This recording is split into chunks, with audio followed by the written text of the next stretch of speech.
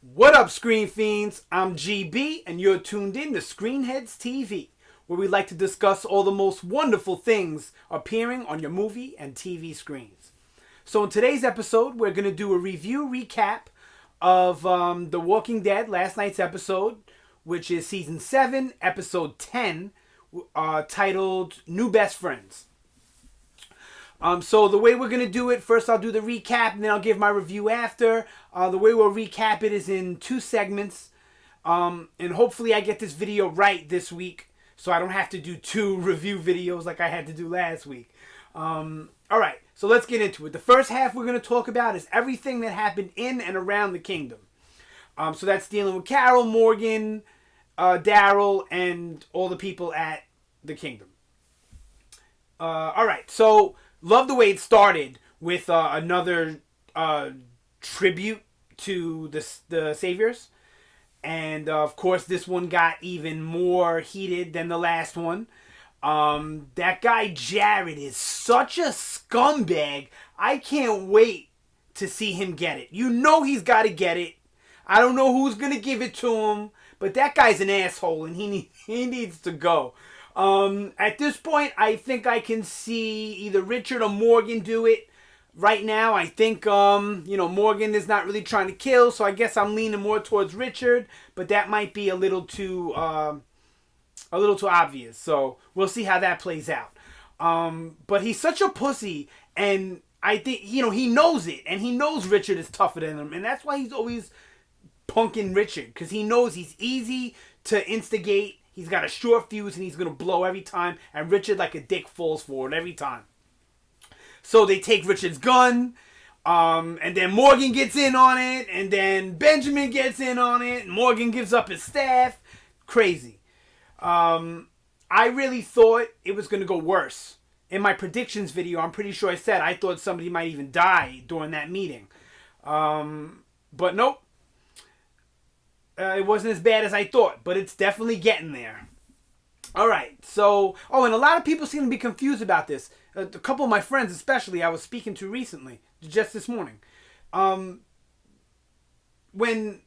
I think his name is the leader of the Saviors that comes, the one who's in charge of that group. Gavin, that's his name.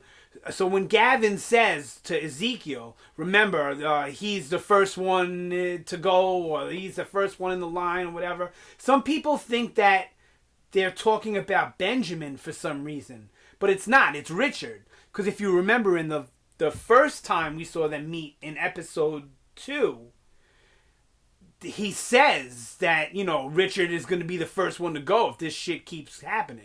So it's Richard's the one he's talking about killing first, if anybody was confused about that. Alright, so we get that awesome scene. I want to say this too, even before we get into more about the kingdom. I love the way the people from the kingdom are. They're most realistic of all the groups, I feel, because not only can they get serious and get tough, and it looks like they're going to get gangster. Can't really tell yet. Haven't really seen them. But I'm pretty sure we're going to see some gangster stuff from the Kingdom people. But they seem to be the only group that they're not always serious. They're not always acting tough. There's levity. There's jokes. There's lightheartedness amongst them. And I'm not just talking about Jerry or Ezekiel. I'm talking about the whole group. And I feel like that's more realistic. The one thing that The Walking Dead lacks to me, and I understood it in the first 3 seasons because everything is fresh. It's just now happening. But now that some time has passed, the only person who ever really gave us any type of levity, any type of humor was, Abraham. I don't know. It just, I like to see more of that. Okay, moving on. So, then we get Daryl trying to be recruited by Richard to do, the dirty deed of starting a problem with the Saviors so that Ezekiel gets involved. Now, Daryl has no idea what his plan is at first. Gives him the crossbow, the guns. He starts making the Molotov cocktails. He's not really telling Daryl much of anything. Then when they get out there, he lays a plan on him about killing some lady. Daryl gets it out of him, of course, staring him to death like he does, staring him into submission, as Rick said. And he gets him to tell him it's Carol, even though Richard knows at that point that Daryl knows Carol, because he says, I didn't know that you knew her at first, whatever, but I didn't think you'd care. No, I knew that you knew her, but I didn't think you'd care because you're like me. You see the bigger picture, blah, blah, blah. Of course all of us know, Daryl ain't having no parts of that shit. So Daryl shuts that down quick, beats the piss out of Richard, and that's that. Now, Richard has a pretty good plan, and I understand this plan. That's another thing I was discussing with somebody about Richard's plan, where he was like, well, it's kind of stupid because, he's trusting whether or not the Saviors are going to be able to track, the path he's laid to Carol's cabin or whatever. And I think it's just Richard doesn't know what to do.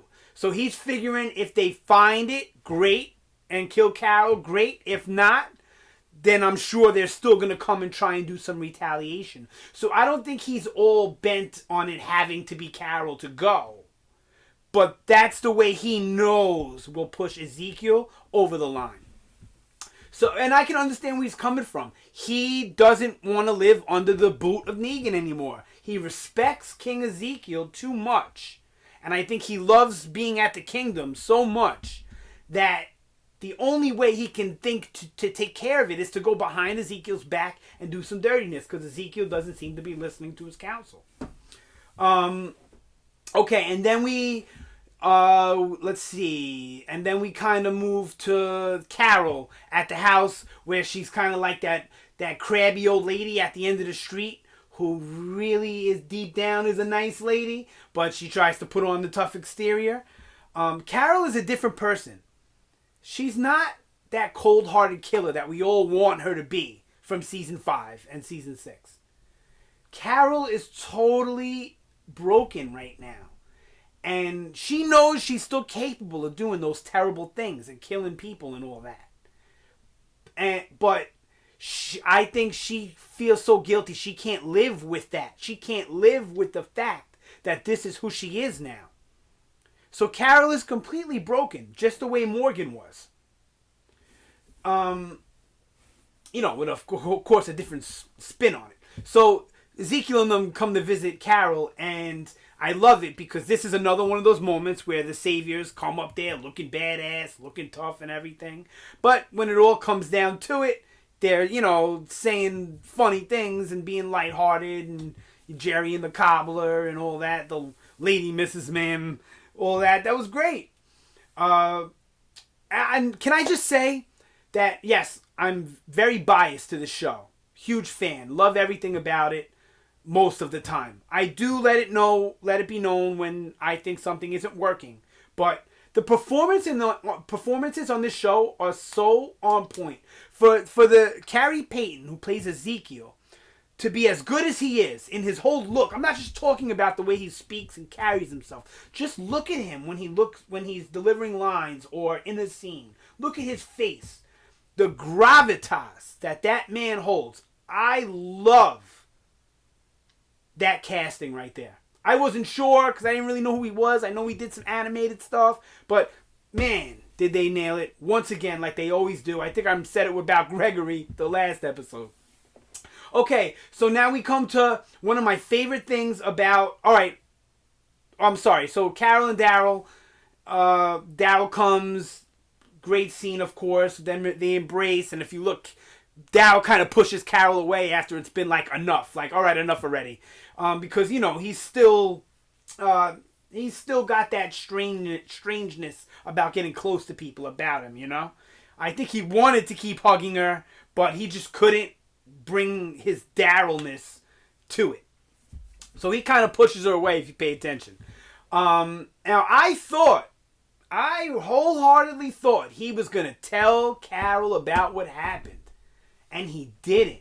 Now, this could play out in one of two ways. Carol can either find out about... Well, she's going to find out eventually. Come on.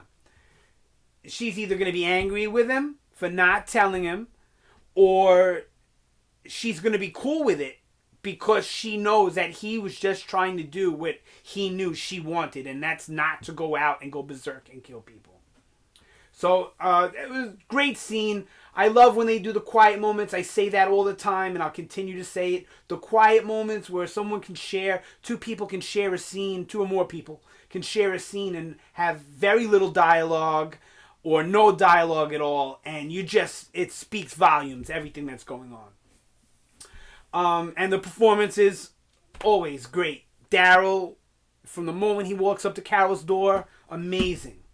Amazing, amazing, amazing. When he was threatening Richard, amazing. You believed every word that came out of his mouth. You believed that if Carol got struck by lightning, Daryl was going to go and shove a fucking lightning bolt up Richard's ass. Definitely believed it. Okay.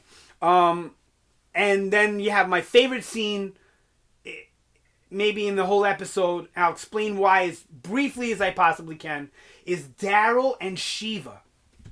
Not only is it amazing that, he's forming a bond with her, but you can understand it because he's an animalistic person too, and animals can always sense tortured souls and all that, and good people, and I think that's why Shiva latches on to him, and, Daryl's just Daryl, and he already says he thinks it's the coolest thing. The guy is a tiger, right? But now remember, Season 6, Episode 16, the Negan lineup, when Negan's doing eeny, meeny, miny, mo, and he gets to Daryl, it's Catch a Tiger. It's Daryl. Boom. Daryl is Rick's tiger, bonding with Ezekiel's tiger. Maybe I'm looking into it too much. I do that a lot, but I love that. Just the fact that, to me, that makes total sense. Love it. I might do another video explaining a little bit more into that. Okay, so that's basically all we have for the Kingdom. Then we move on to the Junkyard, which the lady that plays Jadis was on Talking Dead, and she referred to the group as the Scavengers, who's a group from the comics who we all thought was replaced by the Wolves. But I guess they're doing like they like to do on the show, a little remix, a little mishmash of things. Because they have attributes to the Scavengers where they take things. She says it, we take. We don't deal, we take. We don't bother, she says, we take. But the Saviors in the comic kind of bothered. But when we first are introduced to them before they make it, not the Saviors, sorry, the Scavengers. Before they make it to Alexandria, we get a glimpse of them in the comic, of them rummaging through, abandoned stores or whatever. Alright, so most of this stuff, pure gold, absolutely loved it. I'm going to do another video about all the different leaders and all the different groups. I'll probably do that today, which I think it's going to be a really fun video, so definitely check that one out. This is one of the more interesting groups, not just because we have no source material to really, really base them on, other than the little tiny bit of the Scavengers from the comic, but like I said, I think it's going to be really far removed. Alright, so Rick and them get there, and I said this the last video too, I get such a Mad Max vibe from it. Now, I don't know if I like this or not, because I feel like this particular group, as interesting as they are and compelling, and they make me want to watch, and they look like villains, they look pretty evil, and some of them are pretty scary, with Jadis included. Scariest one of the bunch. Not only is she big, but she's just mean and weird looking. Alright, so I feel like only 2+ years into the apocalypse isn't far enough along for this group to be speaking this way, looking this way, where everyone's got like the long hair. Granted, they live in a junkyard, dirty place, whatever. But I feel like 2+ years isn't enough time for them to behave the way they're behaving. Their language is so off-putting and strange. It would really fit after a time jump of a couple of years, 2 or 3 years. If they were 4 or 5 years into the apocalypse, I think they would work much better. But because they're really post-apocalyptic, not this early post-apocalyptic, but maybe we'll get some sort of explanation, hopefully later on, that will make me change my opinion on that. So, alright, when they get there, I was kind of right. My predictions, I think I saw other people predict the same thing though, that Rick's smile was about the fact that he saw numbers, people that looked like they needed help. They obviously did if they ransacked Alexandria for the small amount of food they had. And he sees it as an advantage, something he can use, hence his gold underneath the rock in the road from last episode, right? Alright, so...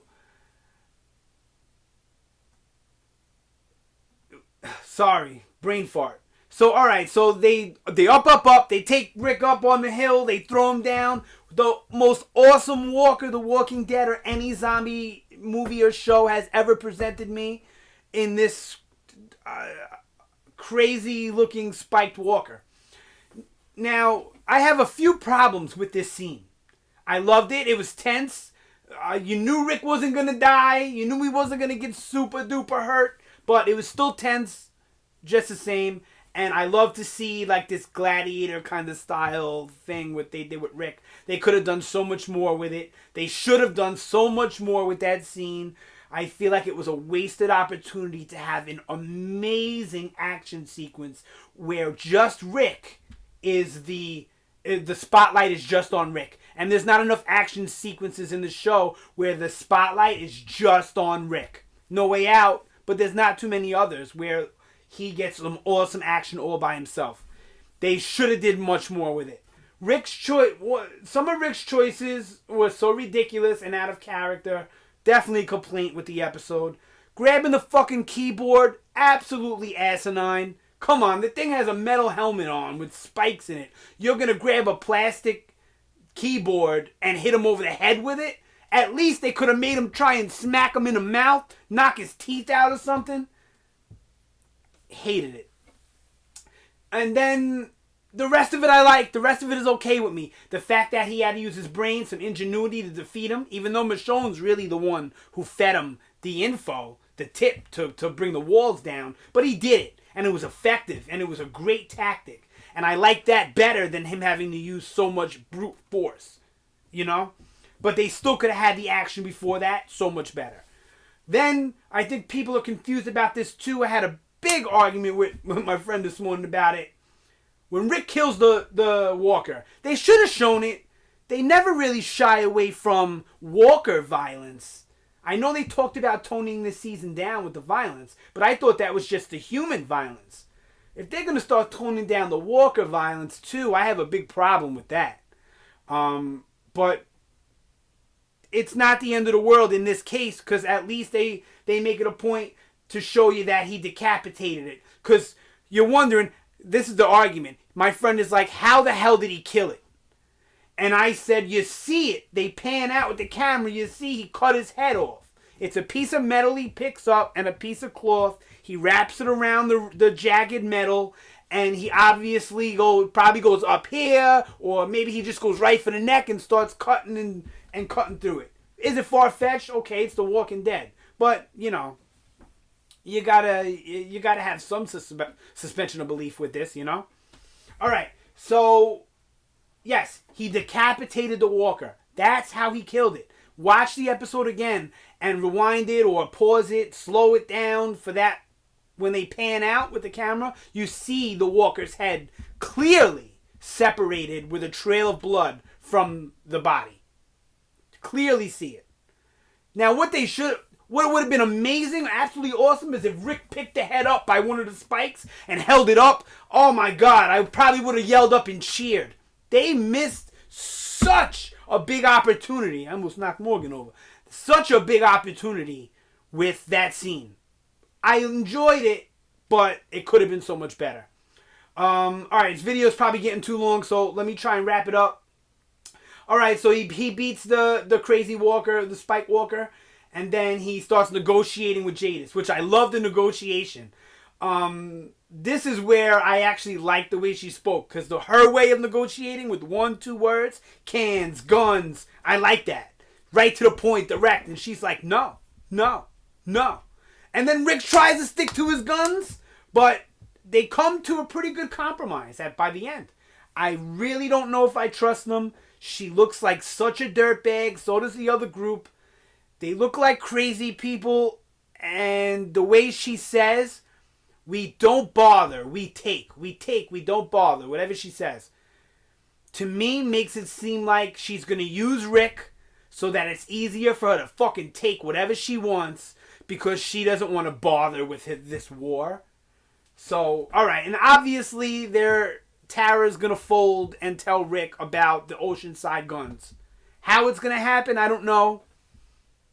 In a way, if you look at her at the end of this episode, she kind of looks like she might already be mulling that over, whether or not she's going to tell him.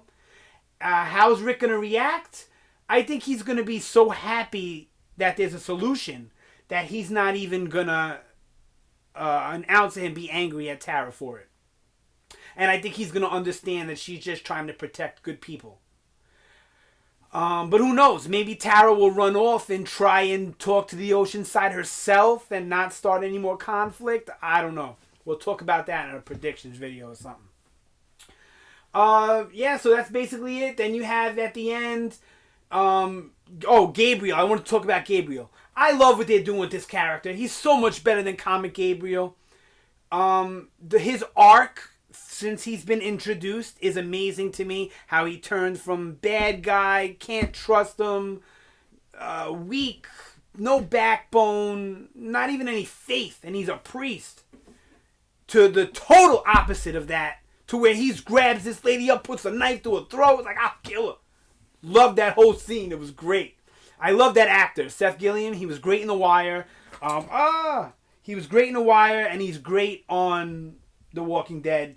I'm just glad they seem to be giving Gabriel more to do and actually making him a lot more interesting than the comic, which sometimes the show does with characters, and sometimes they're a little less interesting, like Tyrese. Okay. Alright, so that's basically it. I liked it. Look, I'm biased to The Walking Dead. Like I said before, I love the show to death. It's one of my favorite all-time shows ever. So, when I give a rating, unless I tell you it was like a perfect episode, a 5 out of 5, maybe you want to take a half a point off my rating for the average viewer. If you're a hardcore fan like me, my rating I think is solid. But if you're just a casual TV watcher who just watches the show because it's one of the better shows on TV, but you're not hardcore into it, take a half a point. I'm giving this one a 4 out of 5. For you, I would give it a 3.5 out of 5. But it was a good episode. Not as action-packed as I thought, but still packed with character development. A lot went on, and we got a lot more info out there on the table. And then, of course, the title, New Best Friends, refers to Rick... Oh, alarm again. Refers to Rick and the new community, the Scavengers. And I think it also kind of refers to Daryl and Richard. How they think they're going to be new best friends, but then that turns out to not be the case by the end of the episode. Alright, so that's it. I hope you enjoyed the video. I got some more stuff I'm going to post. I got some really good videos coming up, I think. Definitely give me some feedback down below. Like you guys, like I said before, you guys should know this if you watch my other videos. I'm new at this.